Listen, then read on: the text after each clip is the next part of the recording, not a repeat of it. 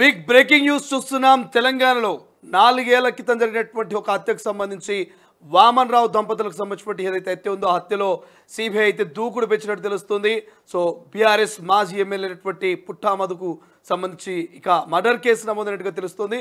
Right, ఒక్కసారి దానికి సంబంధించినటువంటి అప్డేట్ చూద్దాం. గతంలో ఇక నడి రోడ్డు మీద మరి ఇద్దరు దంపతులను అయితే నరికినటువంటి సందర్భం మనం చూసాము. దానికి సంబంధించినటువంటి అప్డేట్ చూద్దాం. లేటెస్ట్గా అయితే సిబిఐ ఆ కేసును టేకప్ చేసింది. దానికి సంబంధించినటువంటి పూర్తి డీటెయిల్స్ని అయితే మరి పోలీసుల నుంచి తీసుకున్నటువంటి పరిస్థితి మనకు కనిపిస్తుంది.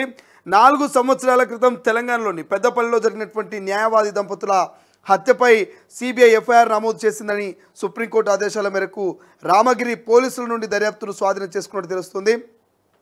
తన కుమారుడు గట్టు వామన్ రావు కోడలు నాగమణి హత్యపై సిబిఐ విచారణ కోరుతూ గట్టు కిషన్ రావు దాఖలు చేసిన పిటిషన్ను విచారించిన జస్టిస్ ఎంఎం సుందరేష్ అండ్ ఎన్ కోటీశ్వర్ సింగ్లతో కూడిన ధర్మాసనం గత నెలలో ఈ కేసును కేంద్ర దర్యాప్తు సంస్థకు అప్పగించాలని ఆదేశించింది. అయితే కోర్టు ఆదేశాల మేరకు వెల్ది వసంతరావు, కుంటా శ్రీనివాసరావు అక్కపక్క కుమారులపై భారత శిక్షా స్మృతి సెక్షన్లు 120 అంటే నేరపూరిత కుట్ర, 302 అంటే హత్య కింద రామగిరి పోలీసులు ఎఫ్ఐఆర్ను సిబిఐ తన సొంత కేసుగా తిరిగి నమోదు చేసింది. రాష్ట్ర పోలీసులు ఎఫ్ఐఆర్ను సిబిఐకి తిరిగి నమోదు చేయడం ద్వారా కేసును సిబిఐ స్వాధీనం చేసుకుంది. అఫిడవిట్లో పుట్టా మధు పేరును ప్రభుత్వం చేర్చగా ఐపీసీ 120B ఇక 341, 302, 34 సిబిఐ దర్యాప్తు చేపట్టింది. మరోవైపు మృత్యుడు వామన్ రావు తండ్రి గట్టు కిషన్ రావుకు భద్రత కల్పించాలంటూ సుప్రీంకోర్టు సూచించినట్టు తెలుస్తుంది. అయితే పెద్దపల్లి జిల్లా మంతని సమీపంలోని కల్వచర్ల వద్ద 2021 ఫిబ్రవరి 17న గట్టు వామన్ రావు ఆయన భార్య నాగమణి దారుణ హత్యకు గురయ్యారు. కారులో వెళుతున్న దంపతులను అడగించిన దుండగులు నడి రోడ్డుపైనే అత్యంత కిరాతకంగా హతమార్చారు. పోలీసుల దర్యాప్తు చేసి ఇక ఛార్జ్షీట్ దాఖలు చేశారు. అయితే తన కుమారుడు కోడలు హత్యపై సిబిఐ దర్యాప్తు జరిపించాలంటూ వామన్ రావు తండ్రి కిషన్ రావు 2021 సెప్టెంబర్ 18న సుప్రీంకోర్టులో పిటిషన్ దాఖలు చేశారు. నిందితులు బెదిరింపులకు పాల్పడుతున్నారని, త్వరగా విచారణ జరిపించి కేసును సిబిఐకి అప్పగించాలని, దోషులకు కఠినంగా శిక్ష పడేలా చూడాలంటూ ఆయన పిటిషన్లో విజ్ఞప్తి చేశారు. అయితే గత బీఆర్ఎస్ ప్రభుత్వంలోని పుట్టా మధు ఏదైతే ప్రమేయంతోనే హత్య జరిగిందని, ఇక సిబిఐ విచారణ జరిగితే మరిన్ని వాస్తవాలు వెలుగులోకి వస్తాయని పిటిషనర్ తరపున సీనియర్ న్యాయవాది మేనకా గురుస్వామి సుదీర్ఘకాలం వాదనలు వినిపించారు. ఎట్టకేలకు తెలంగాణలో ప్రభుత్వం మారడంతో విచారణను సిబిఐకి అప్పగించడంలో ఇక తమకు అభ్యంతరం లేదంటూ కాంగ్రెస్ ప్రభుత్వం సుప్రీంకోర్టుకు తెలిపింది. అలాగే న్యాయస్థానం ఆదేశిస్తే విచారణకు తాము సిద్ధమేనని సిబిఐ సైతం అంగీకరించింది. ఈ నేపథ్యంలో ఈ కేసుకు సంబంధించినటువంటి ఆధారాలని సమర్పిస్తే పరిశీలించి కేసు దర్యాప్తును సిబిఐకి అప్పగించడంపై నిర్ణయం తీసుకుంటామంటూ సుప్రీంకోర్టు ఈ ఏడాది మే 11న రాష్ట్ర ప్రభుత్వాన్ని ఆదేశించింది. ఆ పిటిషన్ మంగళవారం justice M M Sundaresh, justice N Kotiswar సింగ్లతో కూడిన ద్విసభ్య ధర్మాసనం ఎదుట విచారణకు వచ్చింది. అయితే గత సుప్రీం ఆదేశాలతో హత్యకు సంబంధించిన వీడియోలు, పత్రాలను సుప్రీంకోర్టుకు తెలంగాణ ప్రభుత్వం సమర్పించింది. వామన్ రావు మరణ వాగ్మూలం వీడియోపై అనుమానాలు వ్యక్తం కావడంతో ఏదైతే ఎఫ్ఎస్ఎల్కి పంపించామని చెబుతూ ఇక నివేదికను ధర్మాసనం ముందుంచింది. ఆ మరణ వాగ్మూలం అసలుదేనని ల్యాబ్ నివేదికలో తేలిందంటూ విషయాన్ని ధర్మాసనం దృష్టికి తీసుకెళ్లింది. అయితే కేసు దర్యాప్తును సిబిఐకి అప్పగించినా లేదంటే తమనే మరోసారి సమగ్రంగా దర్యాప్తు చేయమన్నా తమకు అభ్యంతరం లేదని రాష్ట్ర ప్రభుత్వం సుప్రీంకోర్టుకు నివేదించింది. అయితే రాష్ట్ర ప్రభుత్వం సమర్పించిన నివేదికతో పాటు అన్ని రికార్డులను పరిశీలించిన సుప్రీంకోర్టు కేసు దర్యాప్తును సిబిఐకి అప్పగించింది. మరోసారి సమగ్రంగా విచారించాలంటూ ఆదేశాలు జారీ చేసింది.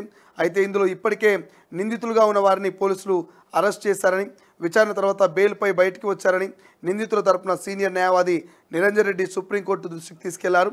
ఈ కేసులో ఇప్పటికే ఛార్జ్షీట్ దాఖలు చేశారని, ఒక్కసారి ఏదైనా కేసులో ఛార్జ్షీట్ దాఖలు చేస్తే ఆ కేసుపై ఏదైనా నిర్ణయం తీసుకునే అధికారం ట్రయల్ కోర్టుకు ఉంటుందని తెలిపారు. ఛార్జ్షీట్ దాఖలు చేశారా అని ధర్మాసనం ప్రశ్నించగా అవునని తెలంగాణ ప్రభుత్వం తరపు న్యాయవాది బదులిచ్చారు. అలాగైతే గతంలో పోలీసులు అరెస్ట్ చేసిన నిందితులను మరోసారి అరెస్టు చేయవద్దని సిబిఐ ధర్మాసనం ఆదేశించింది. అయితే కొత్తగా అనుమానితులను గుర్తిస్తే వారిని నిందితులుగా కేసులో చేర్చితే వారిని అరెస్టు చేయవచ్చని స్పష్టం చేసింది. అలాగే పిటిషనర్కు భద్రత కల్పించాల్సిన బాధ్యత రాష్ట్ర ప్రభుత్వంపై ఉందని ధర్మాసనం అభిప్రాయపడింది. ఈ మేరకు రాష్ట్ర ప్రభుత్వానికి ఆదేశాలు సైతం జారీ చేసింది. ఇక న్యాయవాదులు గట్టు వామన్రావు దంపతుల హత్య కేసును సిబిఐకి అప్పగించడాన్ని గతంలో తెలంగాణ ఐటీ శాఖ మంత్రి దుద్దిల్ల శ్రీధర్బాబు స్వాగతించారు. బీఆర్ఎస్ హయాంలో వామన్రావు దంపతుల్ని దారుణంగా హత్య చేస్తే విచారణ కూడా సరిగా చేపట్టలేదంటూ మంత్రి విమర్శించారు. దీంతో వామన్రావు తండ్రి వెంకట్రావు సుప్రీంకోర్టును ఆశ్రయించారని తెలిపారు. సుప్రీంకోర్టు తాజాగా ఈ కేసును సిబిఐకి అప్పగించడాన్ని స్వాగతిస్తున్నామని, వారి హత్యలో గత ప్రభుత్వంలోని కొంతమంది పెద్దల హస్తం ఉందని ఆరోపించారు. ఇక న్యాయ వ్యవస్థపై పూర్తి విశ్వాసం ఉందని, దోషులు ఎంతటి వారైనా చట్టం నుంచి తప్పించుకోలేనట్టు, ఇక బాధిత కుటుంబానికి న్యాయం జరుగుతుందంటూ ఆశిస్తున్నట్లుగా చెప్పారు. అయితే న్యాయవాదుల రక్షణ కోసం చట్టం తెచ్చే విధంగా రాష్ట్ర ప్రభుత్వం కృషి చేస్తుందన్నారు. మరోవైపు కాళేశ్వరం, ఇక గట్టు వామన్రావు కేసుల నేపథ్యంలో తెలంగాణలోకి సిబిఐ మళ్ళీ ఎంట్రీ ఇవ్వనుంది. అయితే 2022లో అప్పటి బీఆర్ఎస్ ప్రభుత్వం తెలంగాణలో సిబిఐ విచారణకు ఉండే జనరల్ కన్సర్ట్ను విత్డ్రా చేసుకుంది. దీంతో సిబిఐ ఏదైనా కేసు విచారణ జరపాలంటే ప్రభుత్వం అందుకు అనుమతి ఇవ్వాలి. ఇప్పుడు 2 కేసులు విచారించాల్సి రావడంతో రాష్ట్ర ప్రభుత్వం ఆ మేరకు ఆర్డినెన్స్ ఇవ్వాల్సినటువంటి అవసరం ఉంది. ఇక ఆర్డర్స్ ఇవ్వాలి కాబట్టి గతంలో బీఆర్ఎస్ ప్రభుత్వం తెచ్చిన జీవోను సవరిస్తూ తాజాగా మరో జీవోను రేవంత్ సర్కార్ తీసుకురానుంది. దీంతో 2 కేసుల విచారణకు సిబిఐకి రూట్ క్లియర్ అవుతుంది. మరి రూట్ క్లియర్ అయిన మరుక్షణమే సిబిఐ ఖచ్చితంగా తెలంగాణలో దూకుడుగా వివరించబోతుంది. ప్రధానంగా కాళేశ్వరం కావచ్చు, వామన్రావు దంపతుల కేసు కావచ్చు, ఖచ్చితంగా వేగవంతంగా పారదర్శకంగా సిబిఐ ఎంక్వైరీ ఉండబోతుందని ఒక చర్చ అయితే జరుగుతుంది. బట్ చూద్దాం, వామన్రావు దంపతులకు సంబంధించినటువంటి దారుణమైనటువంటి హత్య గురించి అందరికీ తెలిసిందే. నడి రోడ్డులో మరి ఆర్టీసీ బస్సు కావచ్చు, అక్కడటువంటి వెహికల్స్ అన్నీ కూడా ఆ వెహికల్స్లో వెళ్ళే వాళ్ళంతా కూడా గమనిస్తూనే ఉన్నారు, చూస్తూనే ఉన్నారు. ఇక క్షణాల వ్యవధిలోనే వారిని అత్యంత దారుణంగా హత్య చేసినటువంటి సంఘటన ఇంకా తెలంగాణ ప్రజల కళ్ళ ముందు మెదులుతుంది. ఈ నేపథ్యంలోనే సుప్రీంకోర్టు దాకా వెళ్ళినటువంటి కేసు ఇక ఎట్టకేలకు సుప్రీంకోర్టు ఆదేశాలతో అయితే సిబిఐ ఎంట్రీ ఇచ్చినట్టుగా తెలుస్తోంది. అసలైన తొలి వెలుగు. ఫాలో వాట్సాప్ @తొలి వెలుగు official.